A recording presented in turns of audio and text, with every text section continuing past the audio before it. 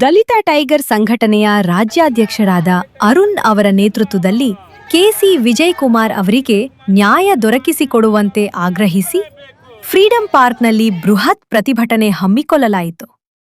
ಪ್ರತಿಭಟನೆಯಲ್ಲಿ ಭಾಗವಹಿಸಿದ್ದ ರಾಜ್ಯಾಧ್ಯಕ್ಷರಾದ ಅರುಣ್ ರವರು ಮಾತನಾಡಿ, ಕೆಸಿ ವಿಜಯ್ ಕುಮಾರ್ ಅವರಿಗೆ ಆಗಿರುವ ಅನ್ಯಾಯದ ಬಗ್ಗೆ ಸಂಬಂಧಪಟ್ಟ ಅಧಿಕಾರಿಗಳು ತಕ್ಷಣ ಕ್ರಮ ಕೈಗೊಂಡು ನ್ಯಾಯ ಒದಗಿಸಬೇಕು ಎಂದು ಒತ್ತಾಯಿಸಿದರು.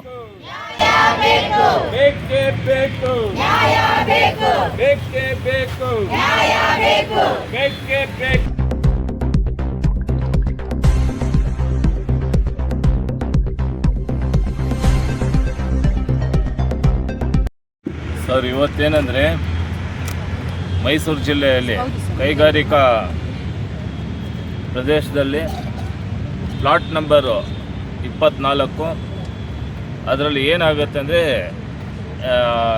ವೈಟ್ ಸ್ನೋ ಅಂತ ಹೇಳಿ ಒಂದು ಕಂಪನಿಗೆ ಅದು KDBಯಿಂದ ಅಲರ್ಟ್ ಆಗಿರುತ್ತೆ. ಆ ಕಂಪನಿ ತುಂಬ ತೀರಾ ನಷ್ಟದಲ್ಲಿ ನಡೀತಾ ಇರೋದ್ರಿಂದ ಬಂದು ಇವ್ರು ಏನು ಮಾಡ್ತಾರೆ, ವಿಜಯ್ ಕುಮಾರ್ ಅನ್ನೋರು ನಮ್ಮವ್ರ ಹತ್ರ ಬಂದು ನಮ್ಮದು ಫ್ಲ್ಯಾಟ್ ಇದೆ, ಇದನ್ನು ನೀವು ಕೊಂಡ್ಕೊಳ್ಳಿ, ನಮ್ಮ ಕಂಪನಿಗೆ ಸಹಾಯ ಆಗುತ್ತೆ, ತುಂಬ ತೀರಾ ಬಡ ಜನರಲ್ಲಿ ಕೆಲಸ ಮಾಡ್ತಾ ಇರೋದಂತೆಲ್ಲ ಹೇಳಿ ಇದು ಮಾಡ್ತಾರೆ. ಸರಿ ಆಯ್ತಂತ ಹೇಳಿ ಇವರು ಎಲ್ಲ ನೋಡಿ ಆದಮೇಲೆ ಆ ಫ್ಲ್ಯಾಟ್ನ ಬಂದು ಕೊಂಡ್ಕೊಂಡು ಮುಂದಾಗ್ತಾರೆ. ಒಟ್ಟು 5.25 ಕೋಟಿ ಮಾತಾಡ್ತಾರೆ, 5,20,00,000 ತನಕ ಕೊಟ್ಬಿಟ್ಟಿರ್ತಾರೆ. ಇದು ಎಲ್ಲಿ ನಡೆದಿರೋದು ಸರ್ ಘಟನೆ?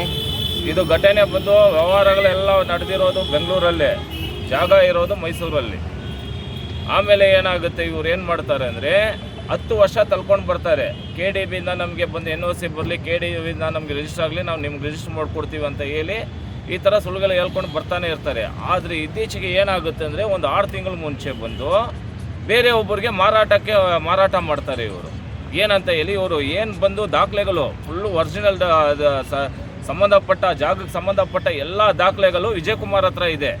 ಕೊಟ್ಟು ಅವ್ರ ಅಗ್ರಿಮೆಂಟ್ ಎಲ್ಲ ಮಾಡಿ ಆದಮೇಲೆ ಇವ್ರು ಏನು ಮಾಡ್ತಾರೆ, ದಾಖಲೆ ಕಳೆದೋಗಿದೆ ಅಂತ ಹೇಳಿ ಒಂದು ಕಂಪ್ಲೇಂಟ್ ರಿಜಿಸ್ಟರ್ ಮಾಡಿ ಒಂದು ನಕಲಿ ಇದು ಸರ್ಟಿಫಿಕೇಟ್ ಕಾಪಿ ತಗೊಂಡು ಅದ್ರ ಮೇಲೆ ಬಂದು ಇನ್ನೊಬ್ಬರಿಗೆ ಮಾರಾಟ ಮಾಡ್ತಾರೆ. ಅದರಿಂದ ಬಂದು ಇವತ್ತು ನಾವು KDBಗೂ ಹಾಗೂ ಸಂಬಂಧಪಟ್ಟ ಇದರಲ್ಲಿ ಯಾರ್ಯಾರು ಮೋಸಗಾರರಿದ್ದಾರೋ ಅವ್ರಿಗೆಲ್ಲ ನಾವು ಎಚ್ಚರಿಕೆ ಕೊಡ್ತಾ ಇದ್ದೀವಿ. KDBಗೆ ಏನಂತ ಹೇಳ್ತಾ ಇದ್ದೀವಿ, ಅದು ಜಾಗಕ್ಕೆ ಸಂಬಂಧಪಟ್ಟಂಗೆ ಏನೇ ಒಂದು ಕೆಲಸ ಇದ್ರೋ ಅದನ್ನು ತಾತ್ಕಾಲಿಕವಾಗಿ ತಡೆ ಹಿಡಿಬೇಕಂತ ಹೇಳಿ ನಾವು KDBಗೆ ಒತ್ತಾಯ ಮಾಡ್ತಾ ಇದ್ದೀವಿ.